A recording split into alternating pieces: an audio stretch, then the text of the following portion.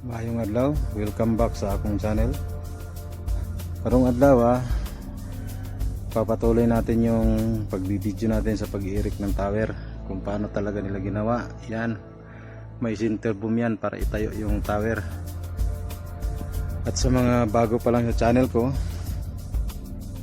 paki-subscribe muna, like and share. Sa kasimulan na natin kung paano talaga nila pinatayo itong tower na may 3 legs. Yan. Ngayon papatuloy na natin ito yung part 2 sa tower erection, na yung sa simulan nito ay mayroon pang ritual bago pinatayo. Pinaduguan pa ngayon, papatuloy natin kung paano nila pinatayo ang tower na may center pole. Yan yung taga-hugot ng poste pataas para tumayo.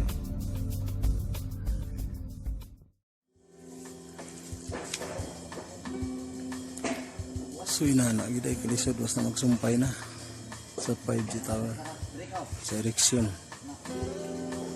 Tungkol kidag ko kung manggod gihapon kaayo, malalaki pa yung materialis niya.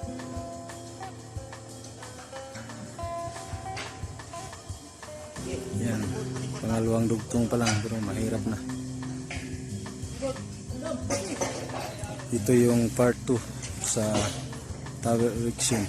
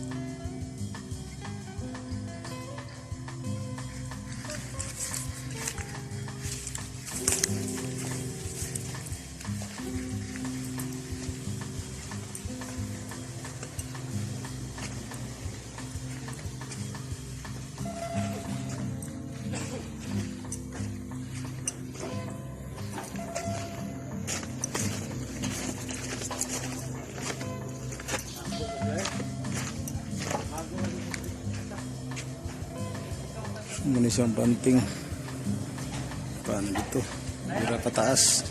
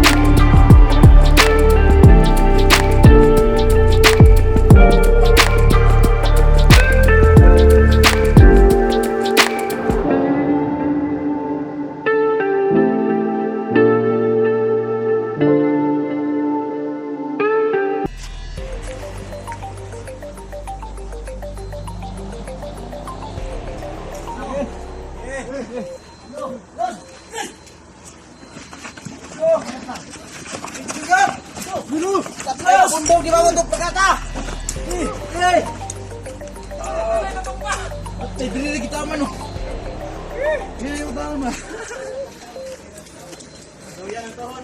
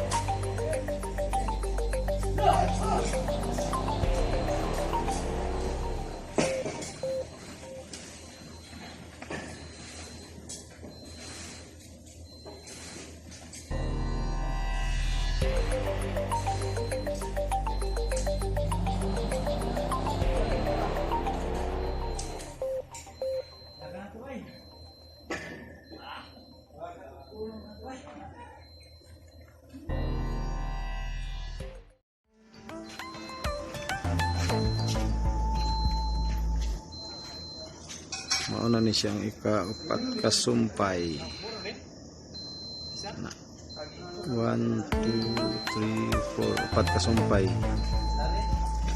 Ka tulo ka adlaw karon. So mga 5 days sumana ni nilag irik.